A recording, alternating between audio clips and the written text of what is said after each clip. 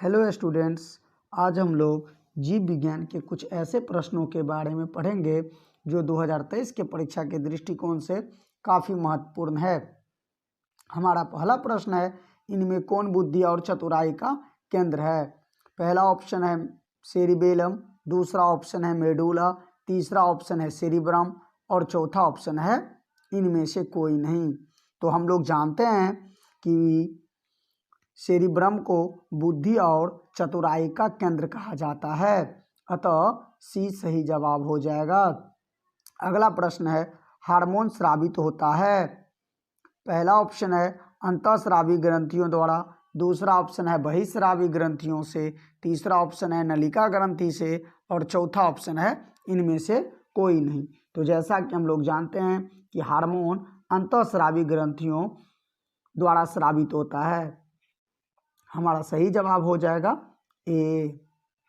अगला प्रश्न है, फल पकाने में कौन सा हार्मोन प्रयुक्त होता है? पहला ऑप्शन है ऑक्जीन, दूसरा ऑप्शन है जिब्रेलिन्स, तीसरा ऑप्शन है एथिलीन और चौथा ऑप्शन है साइटोकाइनिन। तो जैसा कि हम लोग जानते हैं फल पकाने के लिए एथिलीन का इस्तेमाल किया जाता है, अतः सी हमारा सही जवाब हो जाएगा। अगला प्रश्न है, किस अंतःस्रावी ग्रंथि को मास्टर ग्रंथि कहा जाता है? पहला ऑप्शन है थायराइड ग्रंथि, दूसरा ऑप्शन है पाराथायराइड ग्रंथि, तीसरा ऑप्शन है पिट्यूटरी ग्रंथि और चौथा ऑप्शन है इनमें से कोई नहीं। तो जैसा कि हम लोग जानते हैं पिट्यूटरी ग्रंथि को अंतःस्रावी ग्रंथि कहा जाता है, अतः सी हमारा सही जवाब हो जाएगा पिट्यूटरी ग्रंथि। अगला प्रश्न है, वृक्क किस जैव प्रक्रम का हिस्सा है? पहला ऑप्शन है श्वसन, दूसरा ऑप्शन है पोषण, तीसरा ऑप्शन है उत्सर्जन और चौथा ऑप्शन है एंटी, मीन्स नन ऑफ दीज, इनमें से कोई नहीं। तो जैसा कि हम लोग जानते हैं वृक्क उत्सर्जन का हिस्सा है, अतः सी हमारा सही जवाब हो जाएगा उत्सर्जन। अगला प्रश्न है, गोंद किस पौधे का उत्सर्जी पदार्थ है? पहला ऑप्शन है चीर, दूसरा ऑप्शन है बबूल, तीसरा ऑप्शन है पीपल। तो जैसा कि हम लोग जानते हैं गोंद बबूल के पौधे का उत्सर्जी पदार्थ है, अतः बी हमारा सही जवाब हो जाएगा बी। अगला प्रश्न है, कार्बनिक अणुओं के विखंडन से उत्पन्न उत्सर्जी पदार्थ है? पहला ऑप्शन है अमोनिया, दूसरा ऑप्शन है यूरिया, तीसरा ऑप्शन है कार्बन डाइऑक्साइड और चौथा ऑप्शन है एंटी, मीन्स नन ऑफ दीज। तो जैसा कि हम लोग जानते हैं कार्बनिक अणुओं के विखंडन से अमोनिया, यूरिया नहीं बल्कि कार्बन डाइऑक्साइड बनता है, अतः सी हमारा सही जवाब हो जाएगा कार्बन डाइऑक्साइड। अगला प्रश्न है, वृक्क की रचनात्मक और क्रियात्मक इकाई क्या है? पहला ऑप्शन है नेफ्रॉन, दूसरा ऑप्शन है न्यूरॉन, तीसरा ऑप्शन है वृक्क धमनी और चौथा ऑप्शन है नन ऑफ दीज। तो हमारा सही जवाब हो जाएगा वृक्क की रचनात्मक और क्रियात्मक इकाई नेफ्रॉन कहलाती है, अतः ये हमारा सही जवाब हो जाएगा।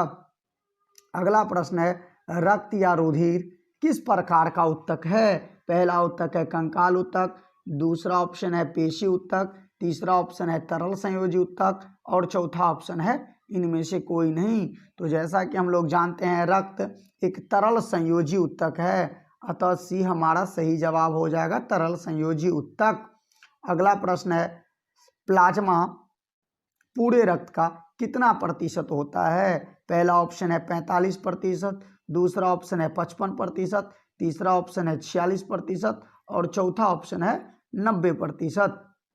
तो जैसा कि हम लोग जानते हैं प्लाज्मा पूरे रक्त का 55% होता है, अतः बी हमारा सही जवाब हो जाएगा 55%। अगला प्रश्न है, मानव मूत्र में जल की प्रतिशत मात्रा होती है? पहला ऑप्शन है 90%, दूसरा ऑप्शन है 96%, तीसरा ऑप्शन है 95% और चौथा ऑप्शन है 55%। तो जैसा कि हम लोग जानते हैं मानव मूत्र में जल की प्रतिशत मात्रा 96% होती है, अतः बी हमारा सही जवाब हो जाएगा। अगला प्रश्न है, प्रोटीन तथा अमीनो अम्ल के विखंडन से बनने वाला उत्सर्जी पदार्थ है? पहला ऑप्शन है अमोनिया, दूसरा ऑप्शन है यूरिया, तीसरा ऑप्शन है यूरिक अम्ल और चौथा ऑप्शन है इनमें से सभी। तो जैसा कि हम लोग जानते हैं प्रोटीन तथा एमिनो अम्ल के विखंडन से अमोनिया, यूरिया और यूरिक अम्ल ये तीनों बनते हैं, अतः डी हमारा सही जवाब हो जाएगा इनमें से सभी। हमारा अगला प्रश्न है मानव मस्तिष्क का सबसे बड़ा भाग है। पहला ऑप्शन है सेरिब्रम, दूसरा ऑप्शन है सेरिबेलम और तीसरा ऑप्शन है डायनसेफ्लॉन और चौथा ऑप्शन है इनमें से कोई नहीं। तो जैसा कि हम लोग जानते हैं मानव मस्तिष्क का सबसे बड़ा भाग सेरिब्रम होता है, अतः ये हमारा सही जवाब हो जाएगा। अगला प्रश्न है मानव मस्तिष्क चारों ओर से किस झिल्ली से घिरा होता है। पहला ऑप्शन है मेनिंजीज, दूसरा ऑप्शन है सेरिब्रोस्पाइनल द्रव्य, तीसरा ऑप्शन है मस्तिष्क स्टेम और चौथा ऑप्शन है इनमें से कोई नहीं। तो जैसा कि हम लोग जानते हैं मानव का मस्तिष्क चारों ओर से एक झिल्ली से घिरा रहता है, जिस झिल्ली को हम लोग मेनिंजीज कहते हैं, अतः ये हमारा सही जवाब हो जाएगा ए।